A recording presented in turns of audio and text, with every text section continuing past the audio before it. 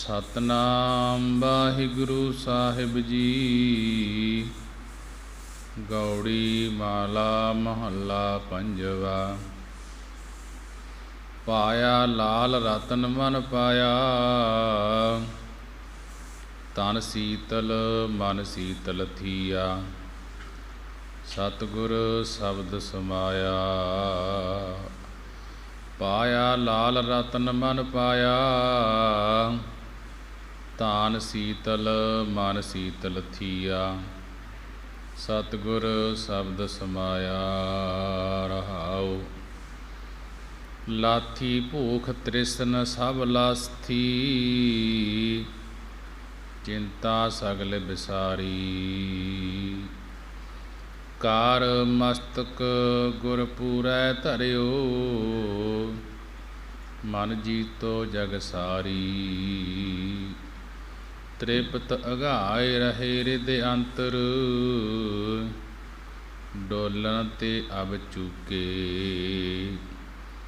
अखुट खजाना सतगुर दिया, तोट नहीं रे मूके। अचरज एक सुनो रे भाई, गुर ऐसी बूझ बजाई।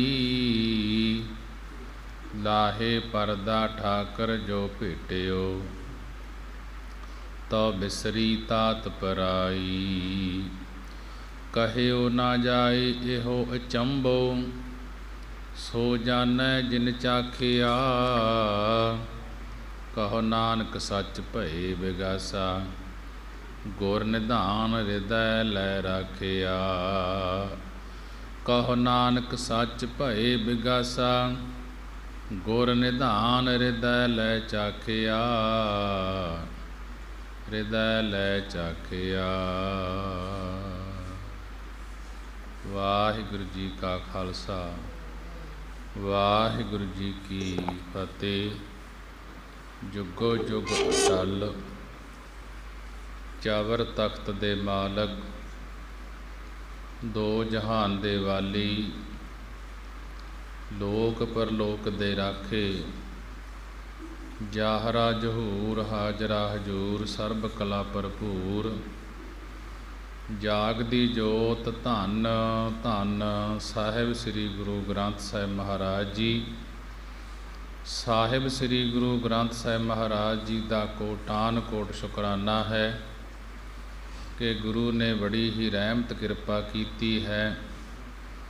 संगतां नूं अंमृत वेले दे खुले दर्शन दीदारे बख्शे हन। आओ अंमृत वेले दी संभाल करते हुए साहिब श्री गुरु ग्रंथ साहिब महाराज जी के दर्शन दीदारे करते हुए, गुरु दरबार के अंदर हाजरियां भरते हुए, मन बिरतियां नूं एकाग्र करते हुए, साहिब श्री गुरु ग्रंथ साहिब महाराज जी नूं सीस झुकाउंदे हुए सारी संगत गज के फतेह बुलाउणा करिए जी। वाहिगुरु जी का खालसा, वाहिगुरु जी की फतेह। साहिब श्री गुरु ग्रंथ साहिब महाराज जी की अपार रहमत किरपा सदका अंमृत वेले का सुभाग समा प्राप्त होया है। सत संगत दीयां घड़ियां प्राप्त होईयां हन। इस मनुख का मनोरथ ही यह है कि मनुखा जन्म मिलिया है, इसनूं सफला करन वास्ते सत संगत दे विच आया करिए कि सत संगत दे विच आके गुरु दी बाणी बाणी दा उपदेश सुनिया करिए। जिथों मन नूं चेटक लगदी है गुरु दे नाल जुड़न दी, गुरु द्वारा परमेसर नाल जुड़िया जांदा है। सत संगत कैसी जानिया, जिथे एको नाम बखाणिया। जिथे एक परमेसर दे नाम की गल हुंदी है ते गुरु की बाणी बाणी की विचार हुंदी है। बाणी द्वारा ही परमेसर दे नाल जुड़ा जाता है, बाणी द्वारा ही नाम जपया जाता है। सत संगत दे विच यह दृढ़ हो जाता है कि नाम जप के ही यह मनुखा जन्म है जिहड़ा सफला होना है। ਸਾਹਿਬ ਸ੍ਰੀ ਗੁਰੂ ਗ੍ਰੰਥ ਸਾਹਿਬ ਮਹਾਰਾਜ ਜੀ ਦੀ ਪਵਿੱਤਰ ਬਾਣੀ 215 ਅੰਗ 'ਤੇ।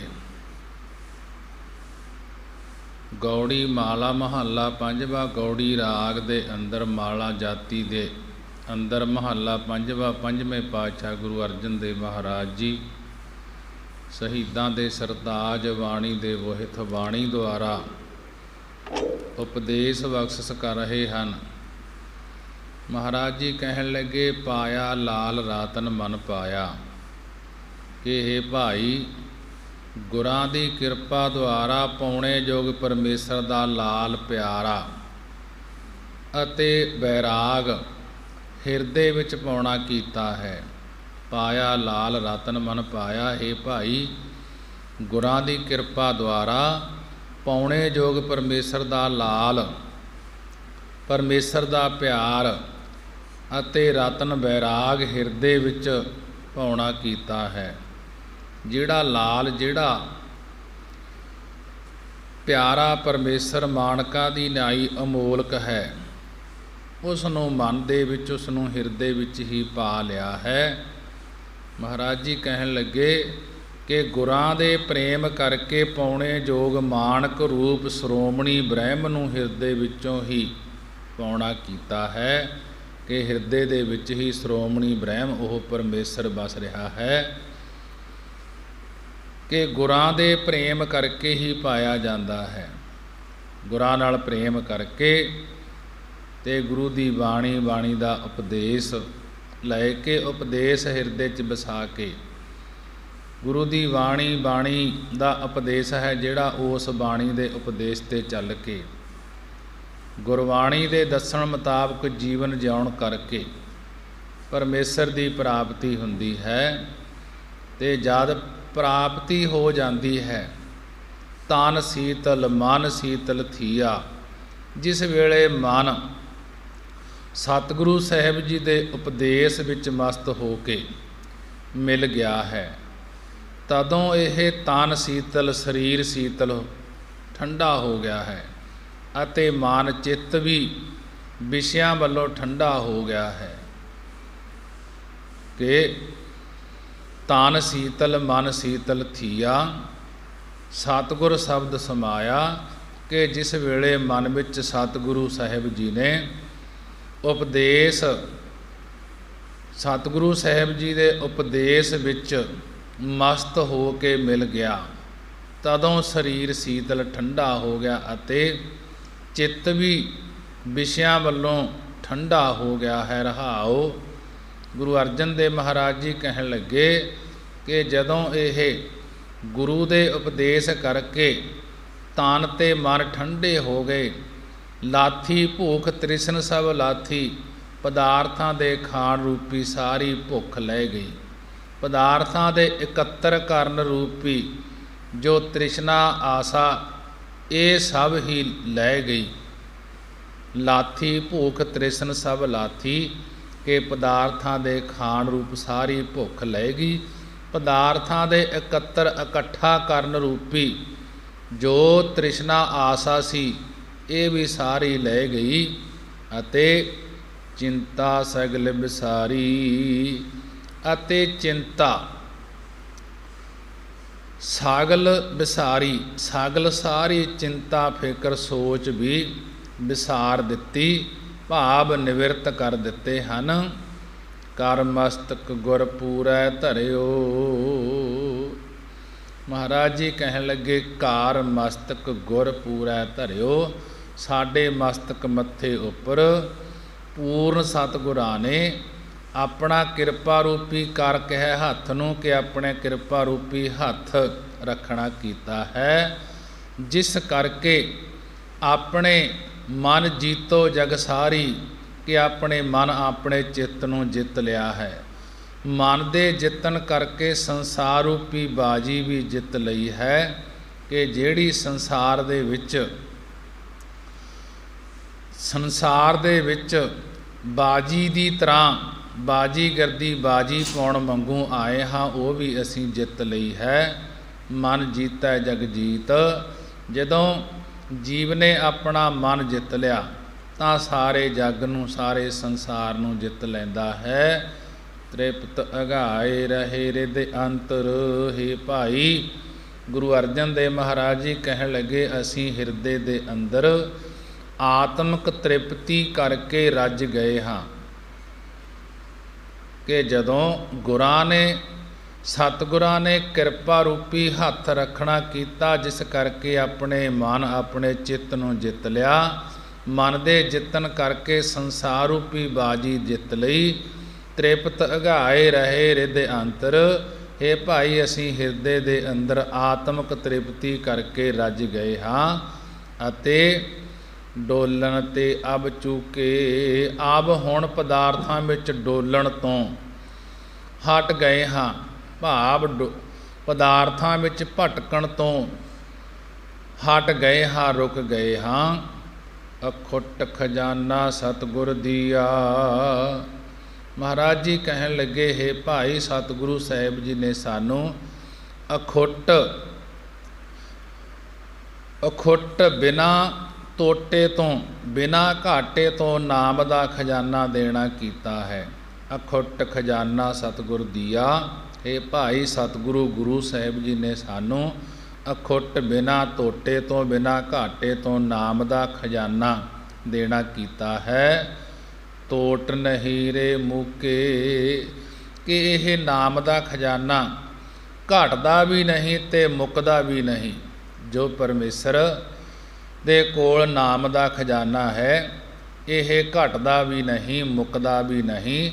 ਕਿ ਇਹ ਸਾਨੂੰ ਅਖੁੱਟ ਬਿਨਾਂ ਮੁੱਕਣ ਵਾਲਾ ਨਾਮ ਦਾ ਖਜ਼ਾਨਾ ਦੇਣਾ ਕੀਤਾ ਹੈ। ਅਚਰਜ ਏਕ ਸੁਨੋ ਰੇ ਭਾਈ। ਹੇ ਭਾਈ, ਹੇ ਭਰਾਵੋ, ਤੁਸੀਂ ਇੱਕ ਹੋਰ ਅਚਰਜ ਸੁਣਨਾ ਕਰੋ। ਅਚਰਜ ਏਕ ਸੁਨੋ ਰੇ ਭਾਈ। ਮਹਾਰਾਜ ਜੀ ਕਹਿਣ ਲੱਗੇ, ਹੇ ਭਾਈ, ਹੇ ਭਰਾਵੋ, ਤੁਸੀਂ ਇੱਕ ਹੋਰ ਅਚਰਜ ਸੁਣਨਾ ਕਰੋ।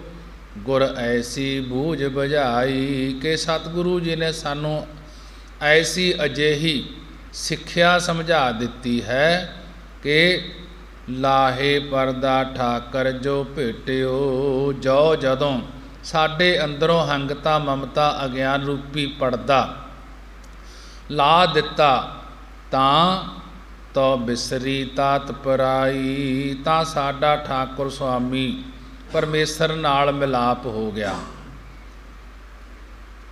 ਮਹਾਰਾਜ ਜੀ ਕਹਿਣ ਲੱਗੇ, ਤੁਸੀਂ ਇੱਕ ਅਚਰਜ ਹੋਰ ਸੁਣਨਾ ਕਰੋ। ਸਤਿਗੁਰੂ ਜੀ ਨੇ ਸਾਨੂੰ ਅਜਿਹੀ ਸਿੱਖਿਆ ਸਮਝਾ ਦਿੱਤੀ ਕਿ ਜਦੋਂ ਸਾਡੇ ਅੰਦਰੋਂ ਹੰਗਤਾ, ਮਮਤਾ, ਅਗਿਆਨ ਰੂਪੀ ਪਰਦਾ ਲਾ ਦਿੱਤਾ, ਤਾਂ ਤੋ ਬਿਸਰੀ ਤਾਤ ਪਰਾਈ। ਤੋ ਸਾਡਾ ਠਾਕੁਰ ਸੁਆਮੀ ਪਰਮੇਸ਼ਰ ਨਾਲ ਜਿਹੜਾ ਮਿਲਾਪ ਹੋ ਗਿਆ, ਤਦੋਂ ਤੋਂ ਹੀ ਜੋ ਪਰਾਈ ਪਦਾਰਥਾਂ ਨੂੰ ਵੇਖ ਕੇ ਈਰਖਾ ਹੋਣੀ ਸੀ, ਇਹ ਸਭ ਬਿਸਰੀ ਨਾਸ ਹੋ ਗਈ ਹੈ। ਕਿ ਪਦਾਰਥਾਂ ਨੂੰ ਦੇਖ ਕੇ ਜਿਹੜੀ ਸਾਡੇ ਅੰਦਰ ਈਰਖਾ ਸੀ, ਉਹ ਸਾਰੀ ਖਤਮ ਹੋ ਗਈ ਹੈ। ਕਹਿਓ ਨਾ ਜਾਈ ਇਹੋ ਅਚੰਭੋ। ਮਹਾਰਾਜ ਜੀ ਕਹਿਣ ਲੱਗੇ, ਇਹ ਜੋ ਸਾਨੂੰ ਅਚੰਭੋ ਅਚਰਜ ਆਤਮਾਨੰਦ ਦਾ ਰਸ ਪ੍ਰਾਪਤ ਹੋਇਆ ਹੈ। ਗੁਰੂ ਅਰਜਨ ਦੇਵ ਮਹਾਰਾਜ ਜੀ ਕਹਿਣ ਲੱਗੇ, ਕਹਿਓ ਨਾ ਜਾਈ ਇਹੋ ਅਚੰਭੋ। ਕਿ ਇਹ ਜੋ ਸਾਨੂੰ ਅਚਰਜ ਆਤਮਾਨੰਦ ਦਾ ਰਸ ਪ੍ਰਾਪਤ ਹੋਇਆ ਹੈ, ਕਿ ਆਤਮਾ ਨੂੰ ਆਨੰਦ ਆ ਗਿਆ ਹੈ। ਜਦੋਂ ਪਰਮੇਸ਼ਰ ਦੇ ਨਾਮ ਦਾ ਰਸ ਆ ਗਿਆ ਹੈ, ਤਾਂ ਸੋ ਜਾਣੈ ਜਿਨ ਚਾਖਿਆ। ਇਹ ਜਵਾਨ ਦੁਆਰਾ ਦੱਸਿਆ ਨਹੀਂ ਜਾਂਦਾ ਕਿ ਜੋ ਪਰਮੇਸ਼ਰ ਦੇ ਨਾਮ ਦਾ ਰਸ ਹੈ। ਮਹਾਰਾਜ ਜੀ ਕਹਿਣ ਲੱਗੇ, ਇਹ ਜਦੋਂ ਸਾਨੂੰ ਆ ਗਿਆ, ਇਹ ਜੀਵ ਦੁਆਰਾ ਦੱਸਿਆ ਨਹੀਂ ਜਾਂਦਾ। ਇਸ ਨੂੰ ਉਹੀ ਗੁਰਮੁਖ ਜਾਣਦੇ ਹਨ ਜਿਨ੍ਹਾਂ ਨੇ ਚੱਖਿਆ ਹੈ, ਜਿਨ੍ਹਾਂ ਨੇ ਧਾਰਨ ਕੀਤਾ ਹੈ। ਜੋ ਨਾਮ ਦਾ ਰਸ ਹੈ, ਕਿ ਨਾਮ ਦੇ ਰਸ ਨੂੰ ਉਹੀ ਗੁਰਮੁਖ ਜਾਣਦੇ ਹਨ ਜਿਨ੍ਹਾਂ ਨੇ ਨਾਮ ਦਾ ਰਸ ਚੱਖਿਆ ਹੈ, ਨਾਮ ਦਾ ਰਸ ਹਿਰਦੇ ਦੇ ਵਿੱਚ ਧਾਰਨ ਕੀਤਾ ਹੈ। ਕਹੋ ਨਾਨਕ ਸੱਚ ਭਏ ਵਿਗਾਸਾ। ਸਤਿਗੁਰੂ ਜੀ ਕਥਨ ਕਰਦੇ ਹਨ ਕਿ ਸਾਡੇ ਅੰਦਰ ਸੱਚ ਸਰੂਪ ਦਾ ਵਿਗਾਸਾ ਖਿੜਾ ਹੋ ਗਿਆ ਹੈ। ਗੁਰ ਨਿਧਾਨ ਹਿਰਦੈ ਲੈ ਰਾਖਿਆ। ਸਤਿਗੁਰੂ ਸਾਹਿਬ ਜੀ ਨੇ ਨਾਮ ਦਾ ਨਿਧਾਨ ਖਜ਼ਾਨਾ ਲਿਆ ਕੇ ਸਾਡੇ ਹਿਰਦੇ ਵਿੱਚ ਰੱਖ ਦਿੱਤਾ ਹੈ ਕਿ ਕਹੋ ਨਾਨਕ ਸੱਚ ਭਏ ਵਿਗਾਸਾ, ਗੁਰ ਨਿਧਾਨ ਹਿਰਦੈ ਲੈ ਰਾਖਿਆ। ਸਤਿਗੁਰੂ ਜੀ ਨੇ ਨਾਮ ਦਾ ਖਜ਼ਾਨਾ ਸਾਡੇ ਹਿਰਦੇ ਵਿੱਚ ਰੱਖ ਦਿੱਤਾ ਹੈ ਕਿ ਸਾਡੇ ਅੰਦਰ ਸੱਚ ਸਰੂਪ ਦਾ ਖੜਿਆਓ ਹੋ ਗਿਆ ਹੈ, ਅੰਦਰ ਖੁਸ਼ੀਆਂ ਹੀ ਖੁਸ਼ੀਆਂ ਹੋ ਗਈਆਂ ਹਨ। ਗੌੜੀ ਮਾਲਾ ਮਹੱਲਾ ਪੰਜਵਾ। ਉਬਰਤ ਰਾਜਾ ਰਾਮ ਕੀ ਸਰਨੀ, ਸਰਬ ਲੋਕ ਮਾਇਆ ਕੇ ਮੰਡਲ, ਗਿਰ ਗਿਰ ਪਰਤੇ ਧਰਨੀ ਰਹਾਉ। ਸਾਸਤ ਸਿਮਰਤ ਵੇਦ ਵਿਚਾਰੇ, ਮਹਾਪੁਰਖਨ ਇਉਂ ਕਹਿਆ। ਬਿਨ ਹਰ ਭਜਨ ਨਾਹੀ ਨਿਸਤਾਰਾ, ਸੂਖ ਨ ਕਿਨਹੂ ਲਹਿਆ। ਤੀਨ ਭਵਨ ਕੀ ਲਖਮੀ ਜੋਰੀ, ਬੂਝਤ ਨਾਹੀ ਲਹਿਰੇ। ਬਿਨ ਹਰ ਭਗਤ ਕਹਾਂ ਥਿਤ ਪਾਵੈ, ਫਿਰ ਤੋ ਪਹਿਰੈ ਪਹਿਰੈ। ਆਨਕ ਬਿਲਾਸ ਕਰਤ ਮਨ ਮੋਹਨ, ਊਰਨ ਹੋਤ ਨ ਕਾਮਾ। ਜਲ ਤੋ ਕਬਹੂ ਨ ਬੂਝਤ, ਸਾਗਲ ਬਿਰਥੇ ਬਿਨ ਨਾਮਾ। ਹਰ ਕਾ ਨਾਮ ਜਪੋ ਮੇਰੇ ਮੀਤਾ, ਇਹ ਹੈ ਸਾਰ ਸੁਖ ਪੂਰਾ। ਸਾਧ ਸੰਗਤ ਜਨਮ ਮਰਨ ਨਿਵਾਰੈ, ਨਾਨਕ ਜਨ ਕੀ ਧੂਰਾ। ਸਾਧ ਸੰਗਤ ਜਨਮ ਮਰਨ ਨਿਵਾਰੈ, ਨਾਨਕ ਜਨ ਕੀ ਧੂਰਾ। ਸਾਹਿਬ ਸ੍ਰੀ ਗੁਰੂ ਗ੍ਰੰਥ ਸਾਹਿਬ ਮਹਾਰਾਜ ਜੀ ਦੀ ਪਵਿੱਤਰ ਬਾਣੀ 215 ਅੰਗ ਤੇ ਗੌੜੀ ਰਾਗ ਦੇ ਅੰਦਰ ਮਹੱਲਾ ਪੰਜਵਾ, ਪੰਜਵੇਂ ਪਾਤਸ਼ਾਹ ਗੁਰੂ ਅਰਜਨ ਦੇਵ ਮਹਾਰਾਜ ਜੀ ਸ਼ਹੀਦਾਂ ਦੇ ਸਰਤਾਜ, ਬਾਣੀ ਦੇ ਬੋਹਿਤ, ਬਾਣੀ ਦੁਆਰਾ ਉਪਦੇਸ਼ ਬਖਸ਼ਿਸ਼ ਕਰ ਰਹੇ ਹਨ। ਉਬਰਤ ਰਾਜਾ ਰਾਮ ਕੀ ਸਰਨਾਈ। ਮਹਾਰਾਜ ਜੀ ਕਹਿਣ ਲੱਗੇ, ਹੈ ਭਾਈ, ਰਾਜਾ ਪ੍ਰਕਾਸ਼ ਰੂਪ ਪਰਮੇਸ਼ਰ ਦੀ ਸਰਨੀ, ਪਰਮੇਸ਼ਰ ਦੀ ਓਟ ਵਿੱਚ ਪੈ ਕੇ ਹੀ ਉਬਰਤ ਬਚੀਂਦਾ ਹੈ। ਉਹ ਉਬਰਤ ਬਚੀਂਦਾ ਹੈ ਕਿ ਉਬਰਤ ਰਾਜਾ ਰਾਮ ਕੀ ਸਰਨੀ। ਹੈ ਭਾਈ, ਰਾਜਾ ਪ੍ਰਕਾਸ਼ ਰੂਪ ਪਰਮੇਸ਼ਰ ਦੀ ਸਰਨੀ, ਪਰਮੇਸ਼ਰ ਦੀ ਓਟ ਵਿੱਚ ਪੈ ਕੇ ਹੀ ਉਬਰਤ ਹੁੰਦਾ, ਬਚੀਂਦਾ ਹੈ, ਮੁਕਤੀ ਪ੍ਰਾਪਤ ਹੁੰਦੀ ਹੈ।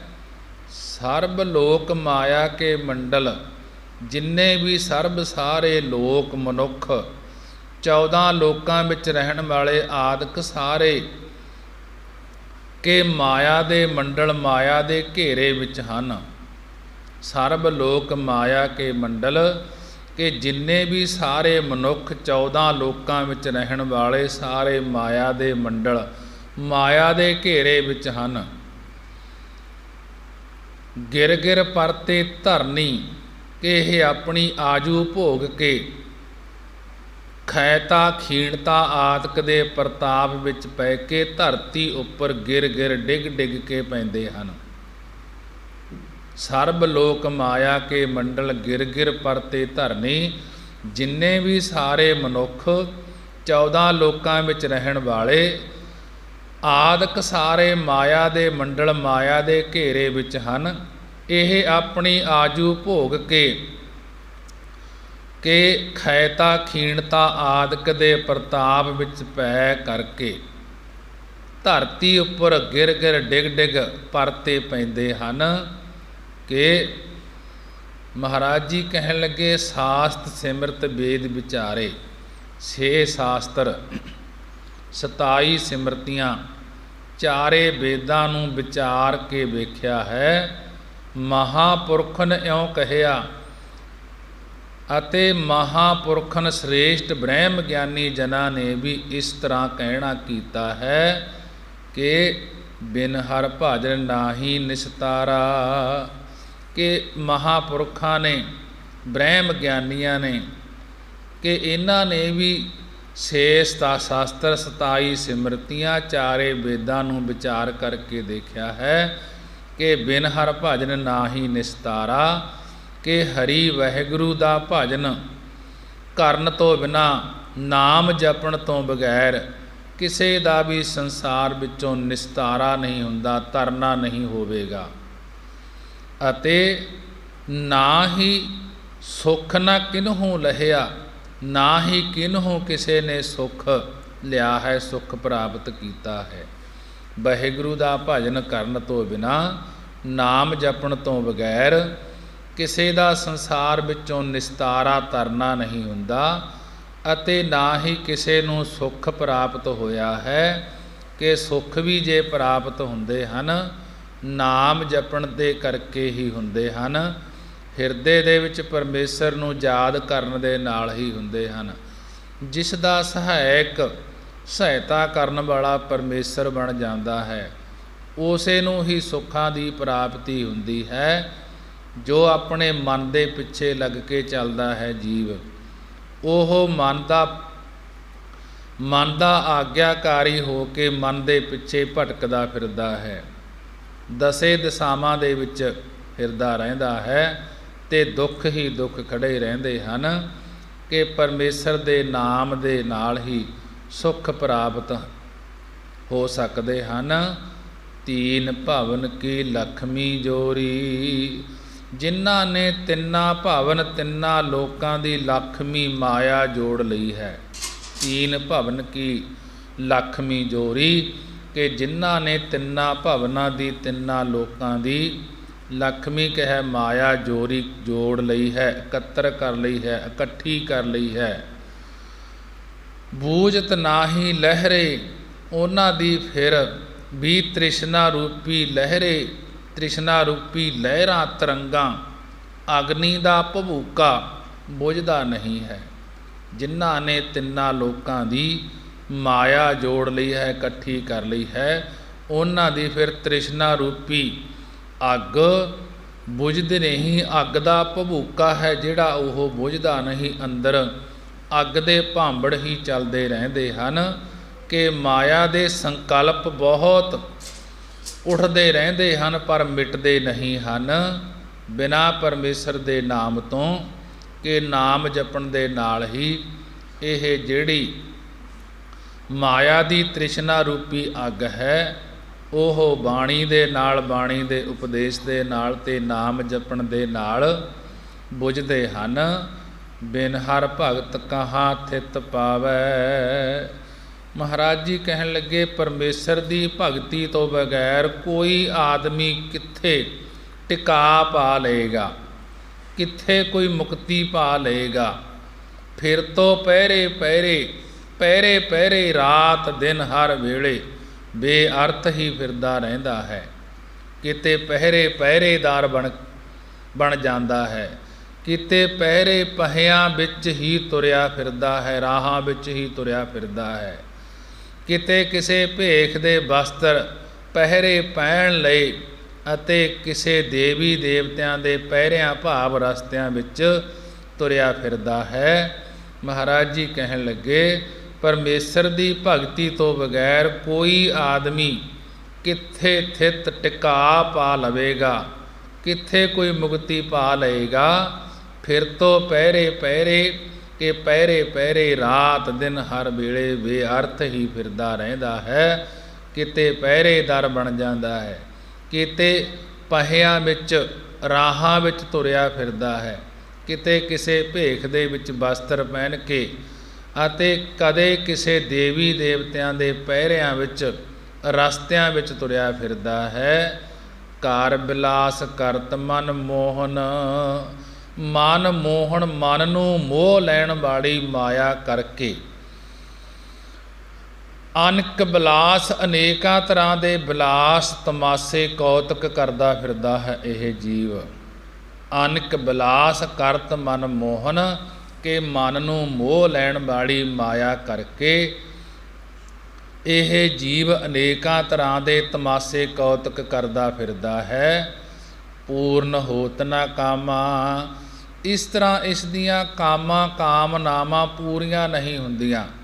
ਜਦ ਇਹ ਮਨ ਨੂੰ ਮੋਹ ਲੈਣ ਵਾਲੀ ਮਾਇਆ ਦੇ ਕਰਕੇ ਅਨੇਕਾਂ ਤਰ੍ਹਾਂ ਦੇ ਲਿਬਾਸ ਧਾਰਦਾ ਰਹਿੰਦਾ ਹੈ।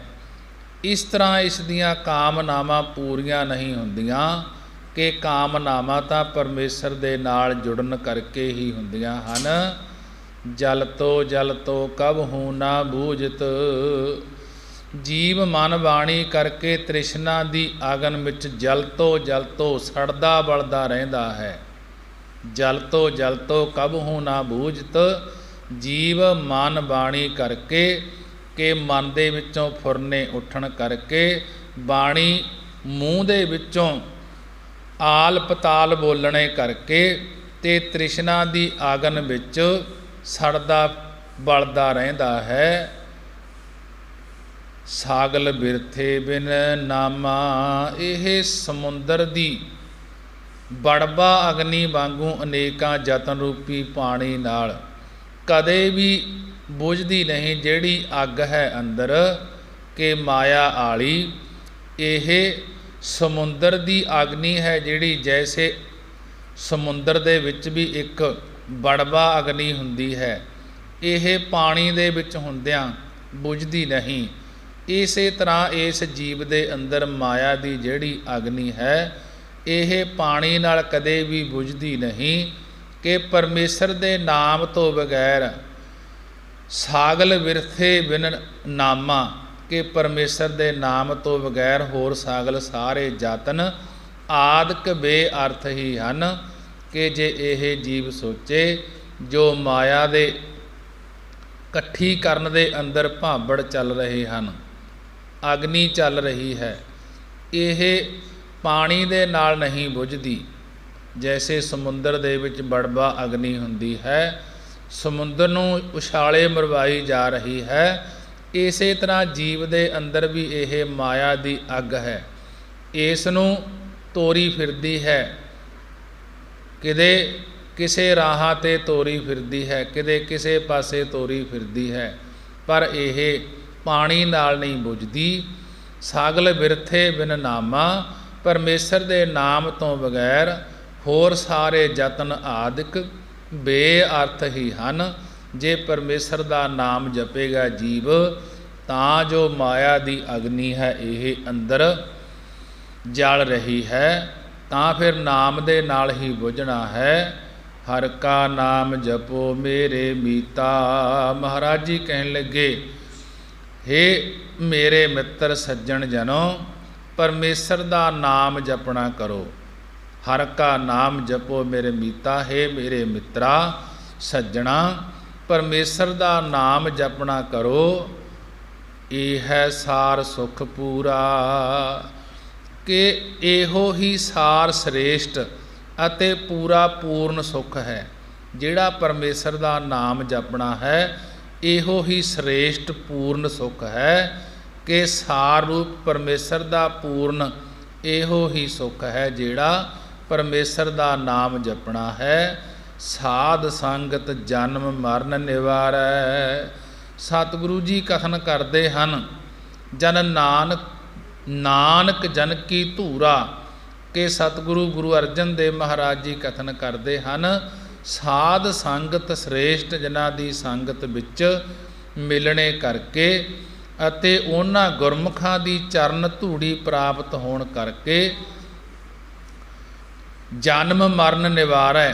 ਜਨਮ ਮਰਨ, ਜੰਮਣ ਮਰਨ, ਆਵਾਗਮਨ ਦਾ ਚੱਕਰ ਨਿਵਰਤ ਹੋ ਜਾਂਦਾ ਹੈ। ਆਉਣ ਜਾਣ ਦਾ ਜਿਹੜਾ ਚੱਕਰ ਹੈ ਉਹ ਮੁੱਕ ਜਾਂਦਾ ਹੈ। ਗੌੜੀ ਮਾਲਾ ਮਹੱਲਾ ਪੰਜਵਾ। ਮੋਕੋ ਇਹ ਬਿਦ ਕੋ ਸਮਝਾਵੈ, ਕਰਤਾ ਹੋਏ ਜਨਾਵੈ ਰਹਾਉ। ਅਨਜਾਨਤ ਕਿਸ ਇਨਹਿ ਕਮਾਨੋ, ਜਪ ਤਬ ਕਸੂ ਨ ਸਾਧਾ। ਦਹਿ ਦਿਸ ਲੈ ਇਹ ਮਨ ਦੌਰਾਇਓ, ਕਾਬਨ ਕਰਮ ਕਰ ਬਾਧਾ। ਦਹਿ ਦਿਸ ਲੈ ਇਹ ਮਨ ਦਇਤ ਦੌਰਾਇਓ, ਕਾਵਨ ਕਰਮ ਕਰ ਬਾਧਾ। ਮਾਨ ਤਾਨ ਧਨ ਭੂਮ ਕਾ ਠਾਕੁਰ, ਹਾਂ ਇਸ ਕਾ ਇਹੋ ਮੇਰਾ। ਭਰਮ ਮੋਹ ਕਸ ਸੂਝਸ ਨਾਹੀ, ਇਹ ਪੈਖਰ ਪਏ ਪੈਰਾ। ਤਬ ਇਹੋ ਕਹਾਂ ਕਮਾਵਨ ਪਰਿਆ, ਜਬ ਇਹੋ ਕਛੂ ਨ ਹੋਤਾ। ਜਬ ਏਕ ਨਿਰੰਜਨ ਨਿਰੰਕਾਰ ਪ੍ਰਭ, ਸਭ ਕਸ ਆਪੇ ਕਰਤਾ। ਆਪਣੇ ਕਰਤੱਵ ਆਪੇ ਜਾਣੈ, ਜਿਨ ਇਹ ਰਚਨ ਰਚਾਇਆ। ਕਹੋ ਨਾਨਕ ਕਾਰਨ ਹਾਰ ਹੈ ਆਪੇ, ਸਤਿਗੁਰ ਭਰਮ ਚੁਕਾਇਆ। ਕਹੋ ਨਾਨਕ ਕਾਰਨ ਹਾਰ ਹੈ ਆਪੇ, ਸਤਿਗੁਰ ਭਰਮ ਚੁਕਾਇਆ। ਮਹਾਰਾਜ ਜੀ ਗੁਰੂ ਅਰਜਨ ਦੇਵ ਜੀ ਬੜੇ ਹੀ ਪਿਆਰ ਸਤਿਕਾਰ ਦੇ ਨਾਲ ਗੁਰਬਾਣੀ ਦੁਆਰਾ ਉਪਦੇਸ਼ ਬਖਸ਼ਿਸ਼ ਕਰ ਰਹੇ ਹਨ। ਮੋਹ ਕੋ ਇਹ ਵਿਦ ਕੋ ਸਮਝਾਵੈ। ਗੁਰੂ ਅਰਜਨ ਦੇਵ ਮਹਾਰਾਜ ਜੀ ਕਹਿਣ ਲੱਗੇ ਇਸ ਪਾਵਨ ਸ਼ਬਦ ਦੇ ਵਿੱਚ ਕਿ ਗੁਰੂ ਸਾਹਿਬ ਜੀ ਆਪ ਹੀ ਜਗਿਆਸੂ ਰੂਪ ਹੋ ਕੇ ਸਵਾਲ ਕਰਦੇ ਹਨ ਅਤੇ ਆਪ ਹੀ ਇਹਨਾਂ ਦੇ ਉੱਤਰ ਦੇ ਕੇ ਨਿਹਾਲ ਕਰਨਗੇ। ਇਸ ਪਾਵਨ ਸ਼ਬਦ ਵਿੱਚ ਗੁਰੂ ਅਰਜਨ ਦੇਵ ਮਹਾਰਾਜ ਜੀ ਆਪ ਹੀ ਜਗਿਆਸੂ ਰੂਪ ਹੋ ਕੇ ਸਵਾਲ ਕਰਨਗੇ ਅਤੇ ਆਪ ਹੀ ਇਹਨਾਂ ਦੇ ਉੱਤਰ ਦੇ ਕੇ ਨਿਹਾਲ ਕਰਨਗੇ। ਮਹਾਰਾਜ ਜੀ ਕਹਿਣ ਲੱਗੇ ਮੋਕੋ ਇਹ ਵਿਦ ਕੋ ਸਮਝਾਵੈ, ਕਿ हे ਮਹਾਰਾਜ ਮੋਕੋ ਮੈਨੂੰ ਕੋਈ ਇਸ ਵਿਧੀ ਤਰੀਕੇ ਨਾਲ ਸਮਝਾਉਣਾ ਕਰੋ। ਗੁਰੂ ਅਰਜਨ ਦੇਵ ਮਹਾਰਾਜ ਜੀ ਸਵਾਲ ਦੀਆਂ ਪੰਕਤੀਆਂ ਦੁਆਰਾ ਕਥਨ ਕਰਦੇ ਹਨ, हे ਮਹਾਰਾਜ ਮੈਨੂੰ ਕੋਈ ਇਸ ਵਿਧੀ ਇਸ ਤਰੀਕੇ ਨਾਲ ਸਮਝਾਉਣਾ ਕਰੋ। ਕਰਤਾ ਹੋਏ ਜਨਾਵੈ ਅਤੇ ਇਹ ਜਨਾਵੈ ਜਣਾਉਣਾ ਕਰੋ ਕਿ ਜੀਵ ਕਰਤਾ ਭੋਗਤਾ ਕਿਉਂ ਹੋ ਗਿਆ ਹੈ। ਇਹ ਜੀਵ ਕਰਤਾ ਭੋਗਤਾ ਕਿਉਂ ਹੋ ਗਿਆ ਹੈ। ਰਹਾਉ ਵਿਸ਼ਰਾਮ ਦੇ ਕੇ ਮਹਾਰਾਜ ਜੀ ਕਹਿਣ ਲੱਗੇ ਅਨਜਾਨਤ ਕਿਸ ਇਨਹਿ ਕਮਾਨੋ। ਜੇਕਰ ਮਹਾਰਾਜ ਇਹ ਕਹੋਗੇ ਕਿ ਇਸ ਜੀਵ ਨੇ ਅਣਜਾਣਪੁਣੇ ਵਿੱਚ ਹੀ ਇਹ ਸਭ ਕੁਝ ਕਮਾਨੋਂ ਕਮਾਇਆ ਹੈ ਕਿ ਕਮਾਉਣਾ ਕੀਤਾ ਹੈ, ਤਾਂ ਜਪ ਤਪ ਕਸੂ ਨਾ ਸਾਧਾ। ਤਾਂ ਫਿਰ ਅਣਜਾਣਪੁਣੇ ਵਿੱਚ ਕੋਈ ਜਾਪ ਤਪ ਨਹੀਂ ਸਾਧਨਾ ਕੀਤਾ। ਮਹਾਰਾਜ ਜੀ ਕਹਿਣ ਲੱਗੇ हे ਮਹਾਰਾਜ ਇਹ ਕਹੋਗੇ ਕਿ ਇਸ ਜੀਵ ਨੇ ਅਣਜਾਣਪੁਣੇ ਵਿੱਚ ਹੀ ਇਹ ਸਭ ਕੁਝ ਕਮਾਇਆ ਹੈ ਕੀਤਾ ਹੈ, ਤਾਂ ਫਿਰ ਅਣਜਾਣਪੁਣੇ ਵਿੱਚ ਹੀ ਕੋਈ ਜਪ ਤਪ ਕਿਉਂ ਨਹੀਂ ਸਾਧਨਾ ਕੀਤਾ। ਦਹਿ ਦਿਸ ਲੈ ਇਹ ਮਨ ਦੌਰਾਇਓ। ਇਹ ਮਹਾਰਾਜ ਇਹ ਇਸ ਜੀਵ ਨੇ ਦਹਿ ਦਿਸ ਦਸੇ ਦਿਸ਼ਾਵਾਂ ਵਿੱਚ ਆਪਣੇ ਮਨ ਆਪਣੇ ਚਿੱਤ ਨੂੰ ਲੈ ਕਰਕੇ ਦੌਰਾਇਓ ਦੜਾਉਣਾ ਕੀਤਾ ਹੈ। ਚਾਰ ਦਿਸ਼ਾਵਾਂ ਪੂਰਬ ਪੱਛਮ ਉੱਤਰ ਦੱਖਣ, ਚਾਰ ਦਿਸ਼ਾਵਾਂ ਈਸ਼ਾਨ ਨੇਤਰ ਤੇ ਵਾਜਬ ਆਗਨ ਆਕਾਸ਼ ਪਤਾਲ, ਇਹ 10 ਦਿਸ਼ਾਵਾਂ ਹਨ ਕਿ ਚਾਰੇ ਦਿਸ਼ਾਵਾਂ ਪੂਰਬ ਪੱਛਮ ਉੱਤਰ ਦੱਖਣ ਕਿ ਚਾਰ ਇਹਨਾਂ ਦੇ ਸਨ 8 ਤੇ ਇੱਕ ਉੱਪਰ ਆਕਾਸ਼ ਤੇ ਇੱਕ ਧਰਤੀ, 10 ਦਿਸ਼ਾਵਾਂ ਹਨ। ਇਹ ਕਿਹੜੇ ਕਰਮਾਂ ਕਰਕੇ ਵੱਜ ਗਿਆ ਹੈ। ਜਦੋਂ ਇਹ ਦਸੇ ਦਿਸ਼ਾਵਾਂ ਦੇ ਵਿੱਚ ਦੌੜਦਾ ਫਿਰਦਾ ਹੈ, ਮਹਾਰਾਜ ਇਹ ਕਿਹੜੇ ਕਰਮਾਂ ਕਰਕੇ ਦਸੇ ਦਿਸ਼ਾਵਾਂ ਦੇ ਵਿੱਚ ਜੋ ਦੌੜਦਾ ਫਿਰਦਾ ਹੈ ਇਹ ਕਿਵੇਂ ਵੱਜ ਗਿਆ ਹੈ। ਮਹਾਰਾਜ ਜੀ ਕਹਿਣ ਲੱਗੇ ਮਨ ਤਨ ਧਨ ਭੂਮ ਕਾ ਠਾਕੁਰ।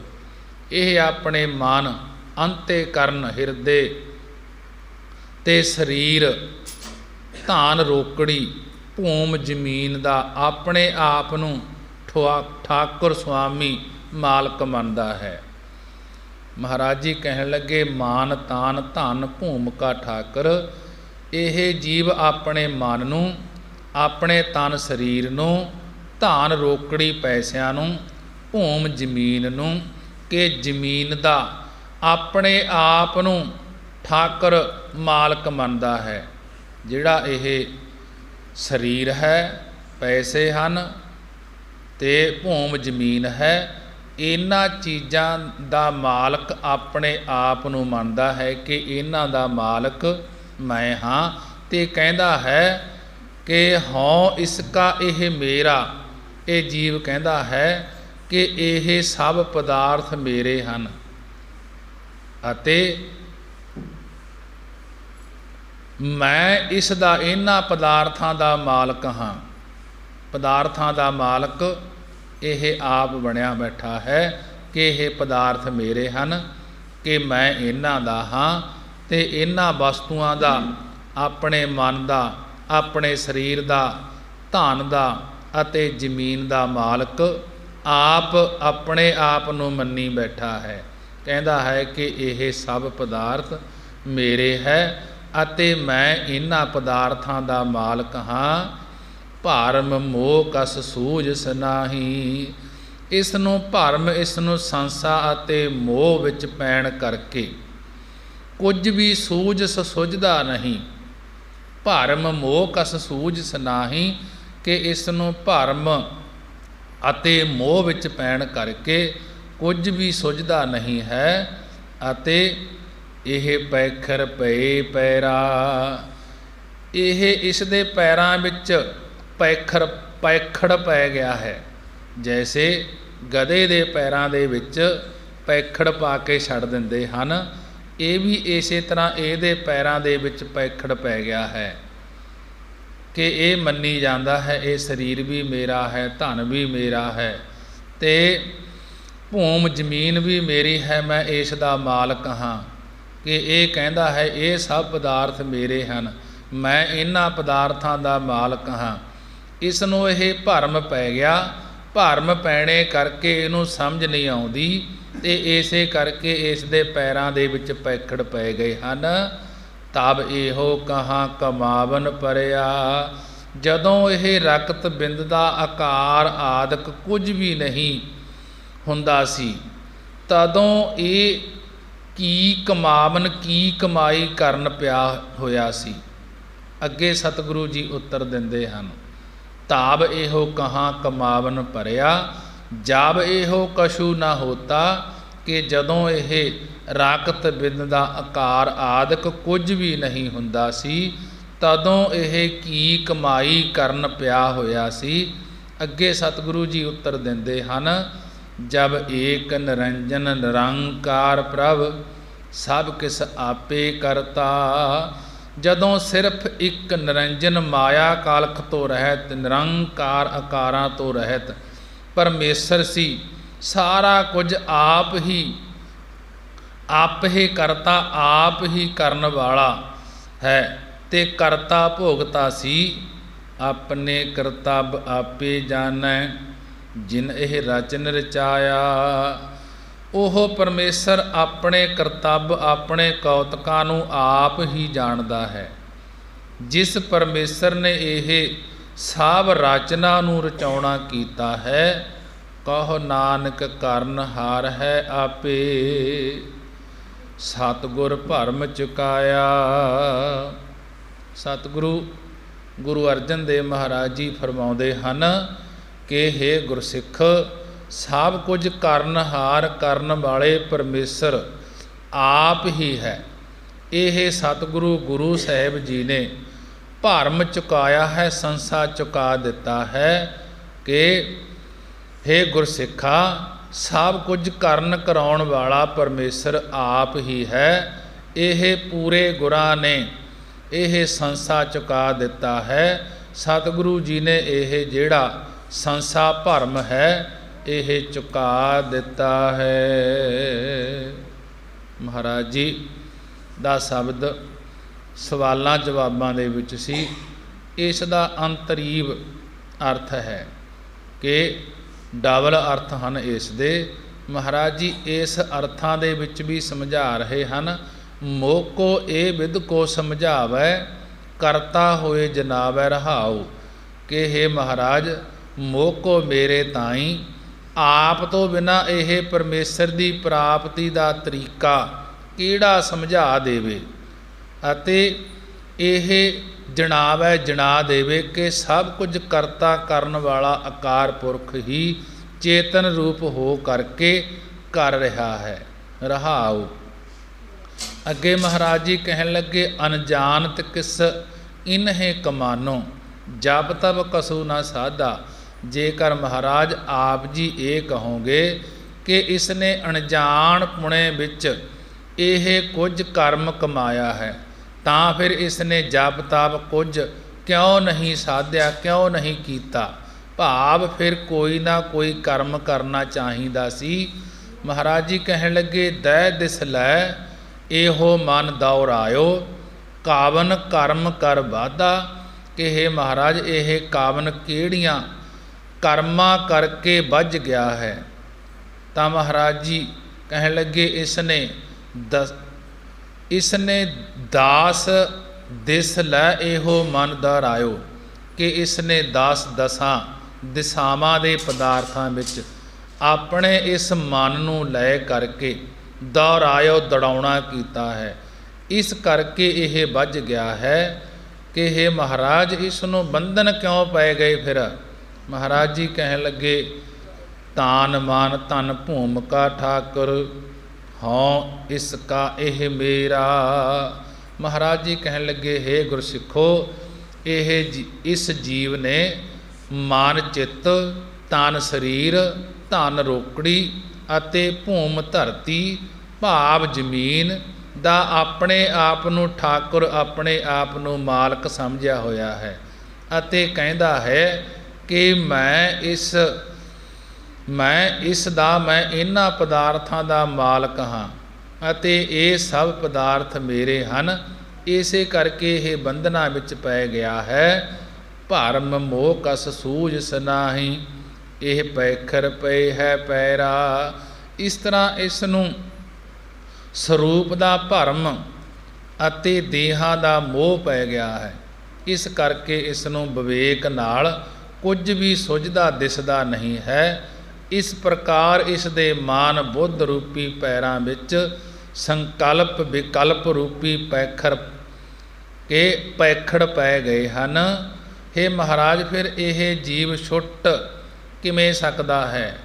ਮਹਾਰਾਜ ਜੀ ਕਹਿਣ ਲੱਗੇ, ਜੇ ਇਹ ਆਪਣੀ ਹਉਮੈ ਛੱਡ ਦੇਵੇ ਤਾਂ ਛੁੱਟ ਸਕਦਾ ਹੈ। ਜੇ ਇਹ ਆਪਣੀ ਹਉਮੈ ਛੱਡ ਦੇਵੇ ਤਾਂ ਛੁੱਟ ਸਕਦਾ ਹੈ। ਇਸ ਕਰਕੇ ਇਸ ਜੀਵ ਨੂੰ ਇਹ ਵਿਚਾਰ ਕਰਨੀ ਚਾਹੀਦੀ ਹੈ। ਤਬ ਇਹੋ ਕਹਾ ਕਮਾਵਨ ਪਰਿਆ, ਜਬ ਇਹ ਕਛ ਨਾ ਹੋਤਾ। ਤਦੋਂ ਇਹ ਜੀਵ ਕਿਸ ਕਮਾਈ ਕਰਨ ਵਿੱਚ ਪਿਆ ਸੀ? ਜਦੋਂ ਇਹ ਮਾਤਾ ਦੇ ਗਰਭ ਵਿੱਚ ਰਾਕਤ ਬਿੰਦ ਦੀ ਇਕੱਤਰਤਾ ਨਹੀਂ ਹੋਈ ਸੀ, ਉਦੋਂ ਇਹ ਕੁਝ ਵੀ ਨਹੀਂ ਹੁੰਦਾ ਸੀ।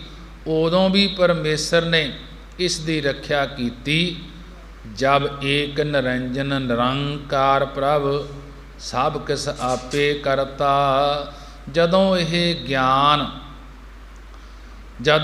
ਗਿਆਨ ਜਣਾਏਗਾ ਕਿ ਕੇਵਲ ਇੱਕੋ ਹੀ ਅਦਵੈਤ ਸਰੂਪ ਨਿਰੰਜਨ, ਮਾਇਆ ਕਾਲਕ ਤੋਂ ਰਹਿਤ, ਸ਼ੁੱਧ ਸਰੂਪ ਨਿਰੰਕਾਰ ਆਕਾਰਾਂ ਤੋਂ ਰਹਿਤ ਪਰਮੇਸ਼ਰ ਹੈ, ਔਰ ਸਾਰਾ ਕੁਝ ਉਹ ਆਪ ਹੀ ਕਰਤਾ ਕਰਨ ਵਾਲਾ ਹੈ। ਆਪੇ ਕਰਤੱਵ ਆਪੇ ਜਾਣੈ, ਜਿਨ ਇਹ ਰਚਨ ਰਚਾਇਆ। ਉਹ ਆਪਣੇ ਕਰਤੱਵ ਕੌਤਕਾਂ ਨੂੰ ਆਪ ਹੀ ਜਾਣਦਾ ਹੈ। ਜਿਸ ਵਾਹਿਗੁਰੂ ਨੇ ਪੰਜਾਂ ਤੱਤਾਂ ਦੁਆਰਾ ਇਹ ਸੰਸਾਰ ਦੀ ਰਚਨਾ ਨੂੰ ਰਚਾਉਣਾ ਕੀਤਾ ਹੈ, ਕਹੋ ਨਾਨਕ ਕਰਨਹਾਰ ਹੈ ਆਪੇ, ਸਤਿਗੁਰ ਭਰਮ ਚੁਕਾਇਆ। ਸਤਿਗੁਰੂ ਗੁਰੂ ਅਰਜਨ ਦੇਵ ਮਹਾਰਾਜ ਜੀ ਸਮਝਾ ਰਹੇ ਹਨ ਕਿ ਹੇ ਭਾਈ, ਉਸ ਹਰੀ ਅਕਾਲ ਪੁਰਖ ਦੇ ਨਾਮ ਜਪੇ ਤੋਂ ਬਗੈਰ ਹੋਰ ਕਰਮ ਕਾਂਡ ਨੇਤੀ ਧੋਤੀ ਜੋਗ ਸਾਧਨ ਆਦਿਕ ਕਿਰਿਆ ਸਭ ਬੇਅਰਥ ਹੀ ਹਨ। ਮਹਾਰਾਜ ਜੀ ਬੜੇ ਹੀ ਵਿਸਥਾਰ ਦੇ ਨਾਲ ਸਮਝਾ ਰਹੇ ਹਨ। ਕਹੋ ਨਾਨਕ ਕਰਨ ਹਾਰ ਹੈ ਆਪੇ, ਸਤਿਗੁਰ ਭਰਮ ਚੁਕਾਇਆ। ਸਤਿਗੁਰੂ ਜੀ ਕਥਨ ਕਰਦੇ ਹਨ ਕਿ ਜੀਵ ਹਉਮੈ ਛੱਡ ਕੇ ਅਤੇ ਇਹ ਜਾਣ ਲਏ ਕਿ ਕਰਨ ਹਾਰ, ਕਰਨ ਵਾਲਾ ਪਰਮੇਸ਼ਰ ਆਪ ਹੀ ਹੈ। ਇਸ ਜੀਵ ਈਸ਼ ਦਾ ਭਰਮ ਸਤਿਗੁਰੂ ਜੀ ਨੇ ਆਪ ਹੀ ਚੁਕਾਉਣਾ ਕੀਤਾ ਹੈ। ਕਹੋ ਨਾਨਕ ਕਰਨ ਹਾਰ ਹੈ ਆਪੇ, ਸਤਿਗੁਰ ਭਰਮ ਚੁਕਾਇਆ। ਸਤਿਗੁਰੂ ਜੀ ਕਥਨ ਕਰਦੇ ਹਨ ਕਿ ਇਹ ਭਾਈ, ਇਹ ਜੀਵ ਹਉਮੈ ਛੱਡ ਕੇ ਇਹ ਜਾਣ ਲਏ ਕਿ ਕਰਨ ਵਾਲਾ ਪਰਮੇਸ਼ਰ ਆਪ ਹੀ ਹੈ। ਇਸ ਪ੍ਰਕਾਰ ਜੀਵ ਈਸ਼ ਦਾ ਭਰਮ ਸਤਿਗੁਰੂ ਜੀ ਨੇ ਆਪ ਹੀ ਚੁਕਾਉਣਾ ਕੀਤਾ ਹੈ। ਮਹਾਰਾਜ ਜੀ ਨੇ ਬੜੇ ਹੀ ਵਿਸਥਾਰ ਦੁਆਰਾ ਗੁਰਬਾਣੀ ਦੁਆਰਾ ਸਮਝਾਉਣਾ ਕੀਤਾ ਹੈ ਕਿ ਸਮਾਂ ਹੋ ਚੁੱਕਿਆ ਹੈ।